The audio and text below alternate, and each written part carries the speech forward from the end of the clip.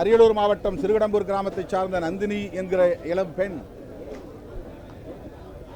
சில கயவர்களால் கூட்டாக வல்லுறவு செய்யப்பட்டு கொடூரமாக கொலை செய்யப்பட்டிருக்கிறாள்.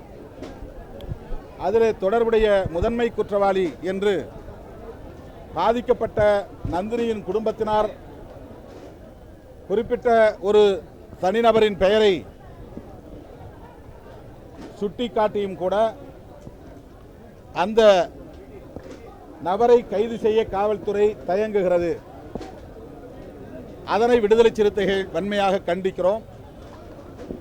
அதேபோல கடலூர் மாவட்டத்தில் 14 வயது தலித் சிறுமி கடத்தப்பட்டு கூட்டாக பாலியல் வல்லுறவுக்கு ஆளாக்கப்பட்டிருக்கிறாள், பாதிக்கப்பட்டிருக்கிறாள்.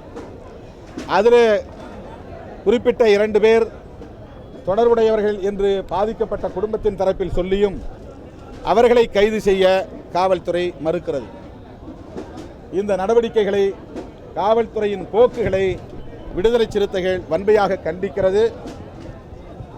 ஏற்கனவே இது தொடர்பாக மனித உரிமை ஆணையத்திற்கு, மாநில அளவிலான மனித உரிமை ஆணையத்திற்கு புகார் அளிக்கப்பட்டிருக்கிறது. அவர்கள் நேரடியாக வந்து விசாரித்திருப்பதாகவும் தகவல்கள் கூறுகின்றன. எஸ்சி கமிஷன், தாழ்த்தப்பட்டோர் ஆணையம், தேசிய ஆணையம், அந்த ஆணையத்திற்கும் இது கொடுமை குறித்த தகவல் அனுப்பப்பட்டிருக்கிறது. தமிழகம் முழுவதும் இப்படி சாதிய வன்கொடுமைகள் பரவலாக தொடர்ந்து கொண்டிருக்கின்றன. நெய்வேலி அருகே முத்தாண்டிக்குப்பம் ஜெயபிரகாஷ் என்கிற இளைஞன், பள்ளி மாணவன், சிறந்த விளையாட்டு வீரன், அவனை கொடூரமாக கொலை செய்திருக்கிறார்கள். அதில் சம்பந்தப்பட்ட குற்றவாளிகள் கைது செய்யப்படவில்லை, ஒருவரை தவிர. ஆகவே அரசின் ஓரவஞ்சனை போக்கு, காவல்துறையின் ஓரவஞ்சனை போக்கை விடுதலை சிறுத்தைகள் வன்மையாக கண்டிக்கிறது. இது தொடர்பாக நாங்கள் காவல்துறையின் உயர் அதிகாரிகளையும் விரைவில் சந்தித்து முறையிட இருக்கிறோம். நீதிமன்றத்தையும் நாடுவோம்.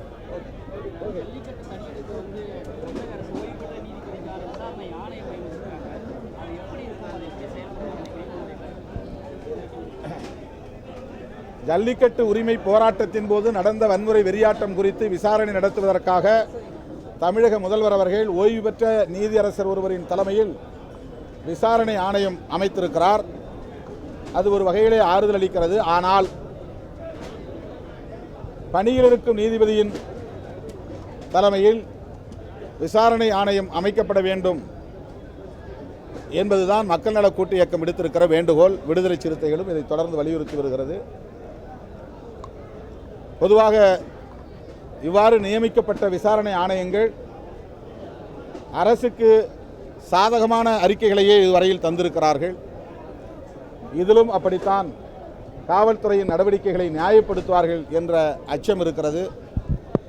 ஏனென்றால் ஓய்வு பெற்ற நீதிபதி என்கிற போது அவர்களை ஆட்சியாளர்கள் இன்ஃப்ளூயன்ஸ் பண்ணுவதற்கு, அரசின் தலையீடு செய்வதற்கு வாய்ப்பு இருக்கிறது. எனவேதான் பணியில் இருக்கும் ஒரு நீதிபதி என்கிற கோரிக்கையை நாங்கள் முன்வைக்கிறோம்.